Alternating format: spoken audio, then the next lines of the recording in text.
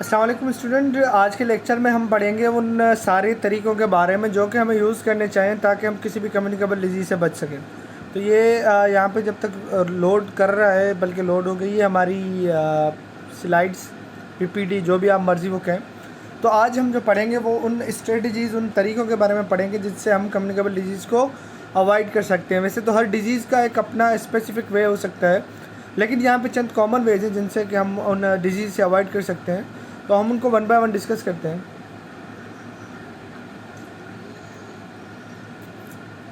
सबसे पहले washing hands. This is very much necessary for everything. आप जब भी कोई स्टार्ट करते हैं, कोई चीज़ खाना खाने जाएं या कोई भी एक्टिविटी करने जाएं या कोई एक्टिविटी करके आ रहे हैं अब आप, तो this is very much necessary कि आप अपने हैंड्स को वॉश कर दें। तो उससे क्या होगा कि आपके, और अगर वहाँ पे अवेलेबल है कोई साबुन किसी भी टाइप का, उससे आप 20 सेकंड या 30 सेकंड तक आप कम से कम अपने हैंड्स को वॉश करेंगे। तो इससे क्या होगा कि आपके जो हैंड्स के सरफेस के ऊपर अवेलेबल जो डिफरेंट टाइप्स के जो पैथोजेंस अवेलेबल हो सकते हैं वो उससे वाश आउट हो जाएंगे। तो जब आप फिर आगे आके जब आप अपने नाक को, आँख को या मुंह को टच करते हैं अपने हाथ से, हमें पता भी नहीं चलता और हमारे वो हम टच कर रहे होते हैं, तो उससे क्या है कि फिर आपको वो जो आपका जो वो पैथोजेन है वो ट्रांसफ़र नहीं होंगे। और ये तो बीइंग मुस्लिम हमारी तो ये सुन्नत का तरीका भी है जो कि हर एक्टिविटी से पहले हाथ का धोना। उसके बाद आप देखें कि खाना जो हम खाते हैं उसको प्रॉपर्ली स्टोर किया गया हो और वो मतलब कि वो प्रॉपर्ली वाश्ड हो जब हम उसको यूज़ कर रहे होते हैं। अब ऐसा भी होता है कि हमारे जैसे कोई फ्रूट आते हैं या हमारा कोई भी हम बाज़ार से फल लेके आते हैं, तो बहुत दफ़ा ऐसा होता है कि हम उसको धोते नहीं हैं, डायरेक्टली हम उसको क्या करते हैं, कंज्यूम कर लेते हैं। This is not a safe practice. अगर आप चाहते हैं कि आपको डिजीज़ कम हो तो आप उसको वॉश किया करें। अब सपोज़ करें कि आप 1 किलो सेब लेके आते हैं और वो सेब आप, ज़ाहिर बात है, आपने किसी ठेले से लिए होंगे या कहीं किसी फ्रूट की दुकान से लिए होंगे। तो मैं कॉमन लोगों की बात करता हूँ, चले मार्ट में जाने वाले भी बहुत होंगे, तो कॉमन आमतौर पे हम ज़्यादातर ठेले या दुकान से लेते हैं। तो अगर वहाँ पे ज़ाहिर बात है वो इतना प्रोटेक्शन उनके पास होती नहीं है, तो आपकी जो फ्लाइज़ हैं वो उस फ्लाई में किसी भी टाइप के जर्म हो सकते हैं, वो आके उन एप्पल्स के ऊपर बैठती हैं, फिर वो आपकी जो पैथोजन है वो वहाँ पे ट्रांसफ़र हो जाते हैं और आप बिना वॉश किए जब आप उस फ्रूट को खाते हैं तो वो पैथोजन आप में ट्रांसफ़र हो जाते हैं। This is quite an obvious issue जो कि हम सिंपली अवॉइड कर सकते हैं कि बाय प्रॉपर्ली स्टोरिंग और यूजिंग फूड प्रॉपर्ली, हैंडलिंग में सारी चीज़ें आ जाती हैं। उसके बाद है कि आप अवॉइड करें इस चीज़ से कि आपके जो पर्सनल, आपके जितने भी यूज़ में आइटम्स हैं वो आप किसी कोई दूसरे बंदे को न दें। मतलब आपके पर्सनल आइटम्स अपने आप तक ही आप यूज़ करें, किसी और को अगर चाहिए तो आप उसको अलग से वो दे दें, अपने ना दें, क्योंकि अब वो अपने आप देंगे, फिर वो यूज़ करेगा, फिर उससे जब वो यूज़ करने के बाद जब आपको देगा आप यूज़ करेंगे, तो अगर उसको कोई डिजीज़ होगी तो वो आपको भी लग सकती है।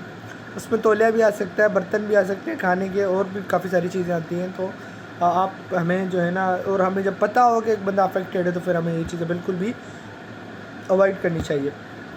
मिसाल के तौर पे एक बंदे को ज़ुकाम हो जाता है, अब पूरे घर में अगर पानी का एक ही गिलास है और एक ही गिलास है, तो एक ही बंदे से घर में अगर 10 अफराद भी होंगे तो वो पूरे का पूरा उन 10 अफराद को ज़ुकाम लगने के ज़्यादा चांसेस हैं कि सबको लग जाए।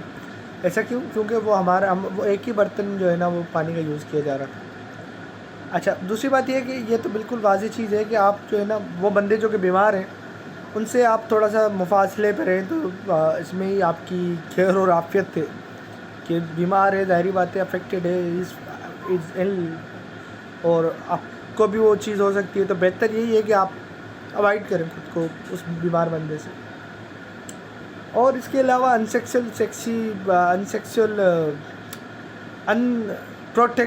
अनप्रोटेक्टिव सेक्सुअल प्रैक्टिस बिल्कुल अवॉइड करें। बीइंग मुस्लिम और वैसे भी बीइंग ह्यूमन, हमारी एथिक्स हमें वैसे भी बाइंड करती हैं कि ऐसे चीज़ों से हम अवॉइड ही करें।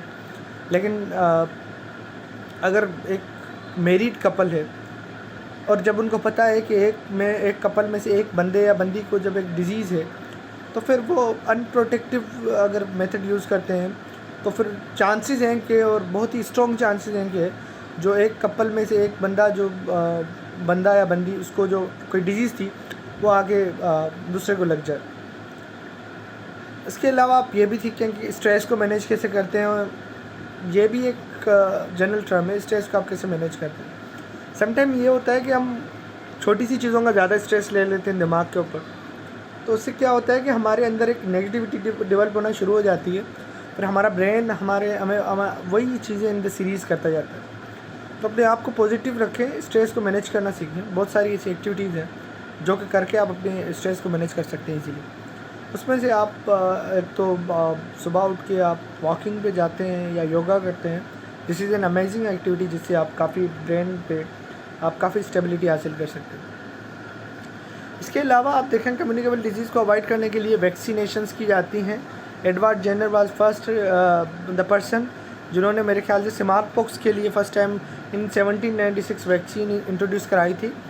तो ये इसीलिए इंट्रोड्यूस कराई जाती है कि जब आपको पता हो कि आपके पास उसकी ट्रीटमेंट नहीं है किसी स्पेसिफिक डिजीज़ की, मतलब आपकी कोई ऐसी मेडिकेशन है ही नहीं जो कि आप उस डिजीज़ को ट्रीट कर सकें, आपके पास ऐसे कोई केमिकल वाली मेडिकेशन है नहीं, तो फिर आप उसकी वैक्सीनेशन बनाते हैं।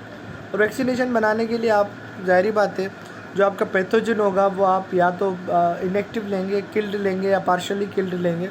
तो तीनों फॉर्म में आप वो ले सकते हैं अपना पैथोजन, और फिर उसको लेके आप जो है वो एक इम्यूनिटी आप जब उसको इंट्रोड्यूस कराएंगे बॉडी के अंदर।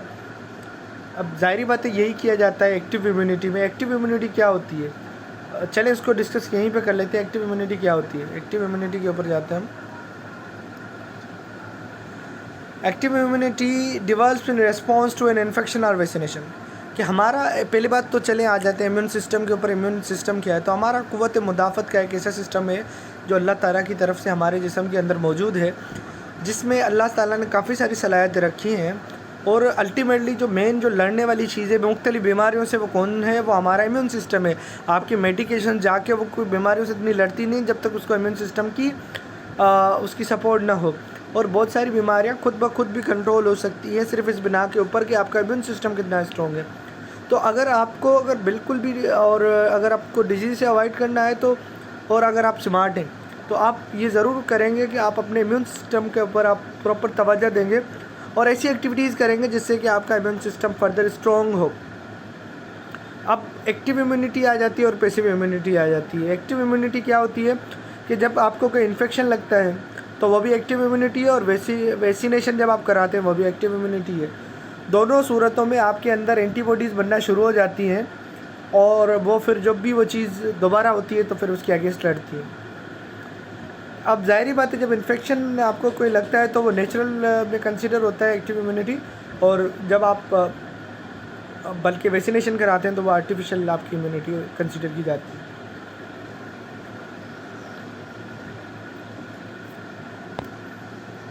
उसके बाद एक दूसरी इम्यूनिटी होती है जिसको हम पैसिव इम्यूनिटी बोलते हैं। पैसिव इम्यूनिटी क्या होती है बेसिकली, अभी आपने देखा भी होगा क्योंकि कोविड-19 की वजह से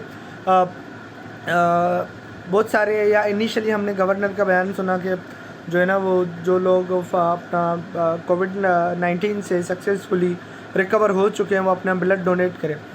तो पैसिव इम्यूनिटी क्या होती है कि आप उसमें दूसरे बंदे का एंटीबॉडीज़ लेते हैं और एक जो अफेक्टेड बंदा है उसमें वो आप इंट्रोड्यूस कराते हैं, और वो एंटीबॉडीज़ आपका राइट अवे आपका जो है ना वो उससे लड़ना शुरू हो जाती है उस डिजीज़ से।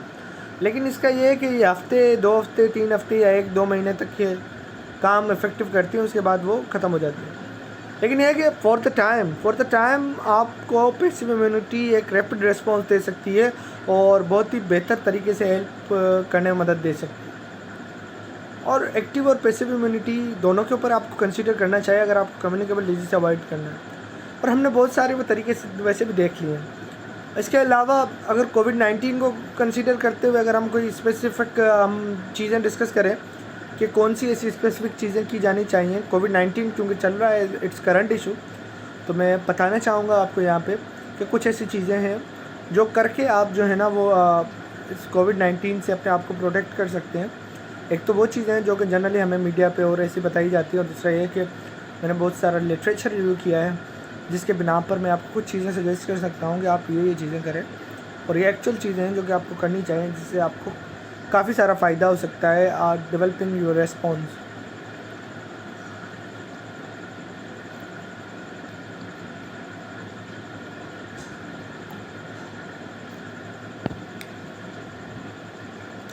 अब सबसे पहले यही है कि आप आपको जब पता है कि पूरे मुल्क में ये सिनेरियो चल रहा है, तो आप सबसे पहले जो सेफेस्ट जो तरीका वो यही है कि आप सोशल डिस्टेंसिंग इख्तियार करें।